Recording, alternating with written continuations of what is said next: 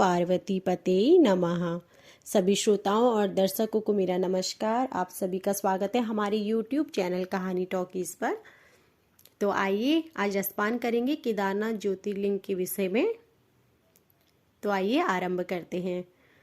केदारनाथ ज्योतिर्लिंग उत्तराखंड में स्थित है। केदारनाथ ज्योतिर्लिंग पूरे विश्व में सबसे अधिक लोकप्रिय ज्योतिर्लिंग है और यहाँ पर विश्व भर से लाखों लोग भगवान केदारनाथ के दर्शन के लिए आते हैं। और इन लोगों में केवल हिंदू ही नहीं, क्रिश्चियन और यहूदी धर्म के लोग भी आते हैं।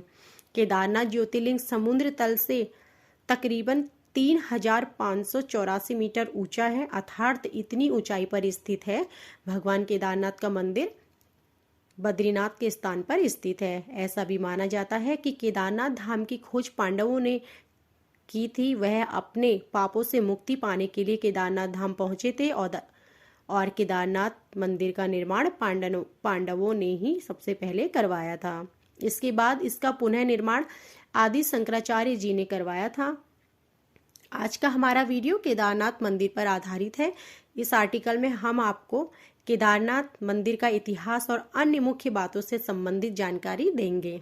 जब भी भारत के तीर्थ स्थलों का नाम लिया जाता है तो उसमें केदारनाथ धाम का नाम मुख्य रूप से लिया जाता है। केदारनाथ धाम मंदिर पौराणिक सनातन सभ्यता और संस्कृति का प्रतीक है और स्थल हिंदू धर्म में बहुत ही महत्व रखता है। केदारनाथ मंदिर से हिंदुओं की आस्था जुड़ी हुई है। आइए केदारनाथ मंदिर का इतिहास और उनसे जुड़ी अन्य बातें जानते हैं। तो सबसे पहले जानते हैं केदारनाथ मंदिर का इतिहास और महत्व। केदारनाथ मंदिर हिंदू धर्म में प्रचलित है तथा यह मंदिर भारत के राज्य उत्तराखंड के रुद्रप्रयाग जिले में स्थित है। केदारनाथ मंदिर हिमालय पर्वत की गोद में स्थित 12 ज्योतिर्लिंग में शामिल है। इस मंदिर का निर्माण कत्यूरी शैली से किया गया है और इसके निर्माता पांडव वंश जन्मेजय है। केदारनाथ मंदिर का निर्माण द्वापर युग में हुआ था।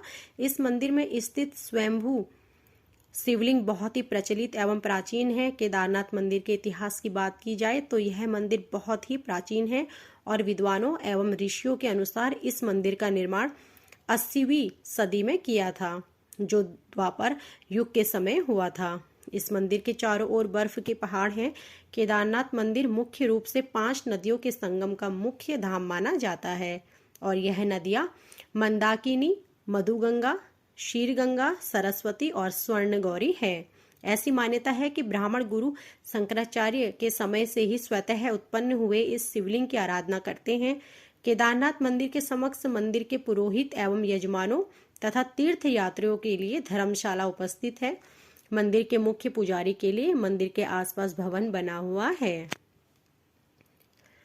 तो आइए अब कुछ बातें जानते हैं केदारनाथ मंदिर का निर्माण व वास्तुशिल्प के विषय में। मंदिर के मुख्य भाग में मंडप तथा गर्भगृह के चारों ओर प्रदक्षिणा पथ बनाया हुआ है। मंदिर के बाहरी हिस्से में नंदी बैल वाहन के रूप में विराजित है। मंदिर के मध्य भाग में श्री केदारेश्वर स्वयंभू ज्योतिर्लिंग स्थित है, जिसके अग्र भाग पर भगवान गणेश जी की प्रतिमा और मां पार्वती के यंत्र का चित्र है। ज्योतिर्लिंग के ऊपरी भाग पर प्राकृतिक स्फटिक माला विराजित है। श्री ज्योतिर्लिंग के चारों ओर बड़े बड़े 4 स्तंभ विद्यमान हैं और यह 4 स्तंभ चारों वेदों के आधार माने जाते हैं। इस विशालकाय 4 स्तंभों पर मंदिर की छत टिकी हुई है। ज्योतिर्लिंग के पश्चिमी भाग में एक अखंड दीपक विद्यमान है और हजारों सालों से इसकी ज्योति का प्रकाश मंदिर की आस्था को बनाए हुए है। इस अखंड दीपक की ज्योति का रखरखाव मंदिर के पुरोहित सालों से करते आ रहे हैं, ताकि यह अखंड दीपक की ज्योति सदैव मंदिर के भाग में और पूरे केदारनाथ धाम में अपने प्रकाश को बनाए रखे। मंदिर की दीवारों पर सुंदर एवं आकर्षक फूलों की आकृति को हस्तकला द्वारा उकेरा गया है।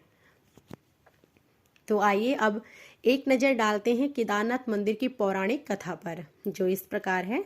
कहा जाता है कि केदारनाथ ज्योतिर्लिंग की स्थापना का ऐतिहासिक आधार तब निर्मित हुआ जब एक दिन हिमालय के केदार शृंग पर भगवान विष्णु के अवतार एवं महा तपस्वी नर और नारायण तप कर रहे थे। उनकी तपस्या से भगवान शंकर प्रसन्न हुए और उन्हें दर्शन दिए तथा उनकी प्रार्थना के फल स्वरूप उन्हें आशीर्वाद दिया कि वह ज्योतिर्लिंग के रूप में सदैव यहाँ वास करेंगे। केदारनाथ मंदिर के बाहरी भाग में स्थित नंदी बैल के वाहन के रूप में विराजमान एवं स्थापित होने का आधार तब बना जब द्वापर युग में महाभारत के युद्ध के दौरान पांडवों की विजय पर तथा भातर हत्या के पाप से मुक्ति के लिए भगवान शंकर के दर्शन करना चाहते थे। इसके फलस्वरूप वह भगवान शंकर के पास जाना चाहते हैं और उनका आशीर्वाद पाना चाहते थे, परंतु भगवान शंकर उनसे नाराज थे। पांडव भगवान शंकर के दर्शन के लिए काशी पहुंचे, परंतु भगवान शंकर ने उन्हें वहां दर्शन नहीं दिए। इसके पश्चात पांडवों ने हिमालय जाने का फैसला किया और हिमालय तक पहुंच भी गए, परंतु भगवान शंकर पांडवों को दर्शन नहीं देना चाहते थे। इसलिए भगवान शंकर वहां से भी अंतर्ध्यान हो गए और केदार में वास किया। पांडव भी भगवान शंकर का आशीर्वाद पाने के लिए एकजुटता से लगे और लगन से भगवान शंकर को ढूंढते ढूंढते केदार पहुंच गए। भगवान शंकर ने केदार पहुंचकर बैल का रूप धारण कर लिया था। केदार पर बहुत सारी बैल उपस्थित थी। पांडवों को कुछ संदेह हुआ, इसलिए भीम ने अपना विशाल रूप धारण किया और 2 पहाड़ों पर अपने पैर रख दिए। भीम के इस रूप से भयभीत होकर बैल भीम के पैर के नीचे से दोनों पैरों में से होते हुए भागने लगे, परंतु एक बैल भीम के पैर के नीचे से जाने को तैयार नहीं थी। भीम बलपूर्वक उस बैल पर हावी होने लगे, परंतु बैल धीरे धीरे अंतर्ध्यान होते हुए भूमि में सम्मिलित होने लगा। परंतु भीम ने बैल की त्रिकोण माता पीठ का भाग पकड़ लिया। पांडवों के इस दृढ़ संकल्प और एकजुटता से भगवान शंकर प्रसन्न हुए और तत्काल ही उन्हें दर्शन दिए। भगवान शंकर ने आशीर्वाद रूप में उन्हें पापों से मुक्ति का वरदान दिया। तब से ही नंदी बैल के रूप में भगवान शंकर की पूजा की जाती है। ऐसी मान्यता है कि जब भगवान शंकर नंदी बैल के रूप में प्रकट हुए थे तो उनका धड़ से ऊपरी भाग काठमांडू में प्रदर्शित हुआ था तथा वहां अब पशुपतिनाथ का प्रसिद्ध मंदिर स्थापित है। भगवान शिव की भुजाएं तुंगनाथ में, भगवान शिव का मुख रुद्रनाथ में, नाभि मदमेश्वर में तथा भगवान शंकर की जटाएं कल्पेश्वर में प्रकट हुई थी। इन्हीं विशेषताओं के फलस्वरूप श्री केदारनाथ को पंच केदार भी कहा जाता है। केदारनाथ मंदिर के रोचक तथ्य इस प्रकार हैं। स्थानीय लोगों का मानना है कि केदारनाथ मंदिर धाम के पीछे शंकराचार्य की समाधि है। मान्यताओं के अनुसार गुरु शंकराचार्य ने केदारनाथ धाम में ही महासमाधि ली थी। 2013 में आए बाढ़ के बाद केदारनाथ धाम क्षेत्र सर्वाधिक प्रभावित हुआ था, लेकिन आश्चर्य की बात यह है कि इस आपदा में केदारनाथ धाम को किसी भी प्रकार की क्षति नहीं हुई। शरणार्थी श्रद्धालुओं के लिए केदारनाथ धाम को पूरे 1 वर्ष के लिए बंद कर दिया गया था। मंदिर के सामने एक छोटा सा स्तंभ स्थित है जिस पर माता पार्वती और 5 पांडव के चित्र अंकित हैं। प्राचीन मान्यताओं के अनुसार ऐसा माना जाता है कि अभिमन्यु के प्रपौत्र जन्मेजय, जो कि परीक्षित के पुत्र थे, उन्हीं ने केदारनाथ मंदिर का जीर्णोद्धार अर्थात पुनः निर्माण करवाया था। मंदिर में न केवल 2013 की बाढ़ आपदा का सामना किया, बल्कि यह भी कहा जाता है कि केदारनाथ धाम लगभग 4000 वर्षों तक बर्फ से दबा हुआ था। रिपोर्ट के अनुसार जब 13वीं शताब्दी से लेकर 14वीं शताब्दी के बीच हिम युग की शुरुआत हुई थी, उस समय पूरा केदारनाथ धाम बर्फ के भीतर दबा हुआ था। दरअसल इस बात की पुष्टि इस प्रकार हुई कि मंदिर की दीवार पर पीली रेखाएं अंकित हैं, जो कि लगातार ग्लेशियर के पिघलने से अंकित हुई हैं। इसी आधार पर केदारनाथ मंदिर हिम युग के दौरान 400 वर्षों तक बर्फ के नीचे दबा रहा। तो आइए जानते हैं केदारनाथ मंदिर की यात्रा कैसे करें। छोटा 4 धाम यात्रा में 4 मंदिरों की यात्रा कराई जाती है, जिसमें विशेष रूप से केदारनाथ मंदिर भी शामिल है। केदारनाथ मंदिर के अलावा अन्य 3 मंदिर बद्रीनाथ, गंगोत्री और यमुनोत्री हैं। हर वर्ष मंदिर के दर्शन करने की तिथि तय की जाती है और यह हिंदू पंचांग के अनुसार ओमकारेश्वर मंदिर के पुरोहितों द्वारा तय की जाती है। अक्षय तृतीया और महाशिवरात्रि के दिन पुरोहितों द्वारा केदारनाथ में स्थित स्वयंभू लिंग की आराधना के लिए तिथि सुनिश्चित की जाती है। यदि आप केदारनाथ की यात्रा पर गए हैं तो आपको केदारनाथ मंदिर के दर्शन के समय का ज्ञान होना चाहिए। केदारनाथ मंदिर के दर्शन की समय प्रक्रिया इस प्रकार है। केदारनाथ मंदिर के द्वार आम भक्तों के दर्शन के लिए सुबह 6 बजे खुल जाते हैं।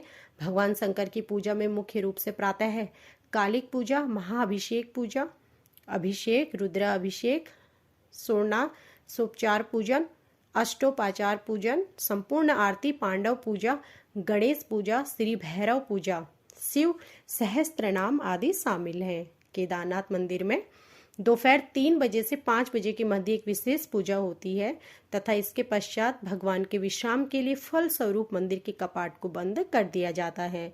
मंदिर के कपाट पुनः शाम 5 बजे खुल जाते हैं तथा आम जनता एवं भक्त जन दर्शन कर सकते हैं।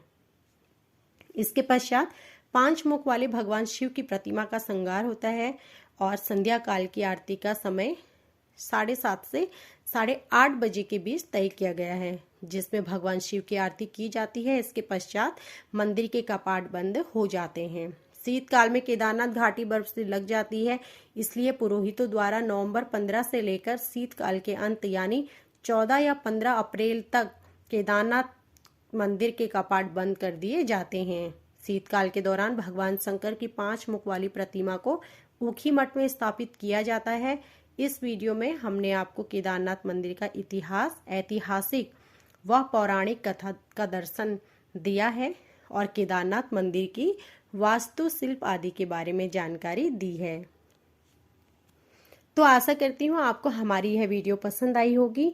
ऐसे ही व्रत कथाओं और बाकी शेष ज्योतिर्लिंगों के बारे में जानकारी प्राप्त करने के लिए हमारी वीडियो को लाइक करें और हमारे चैनल को सब्सक्राइब करें और बेल आइकन दबाएं, जिससे कि हमारी वीडियो प्रसारित होते ही आपको जानकारी प्राप्त हो सके।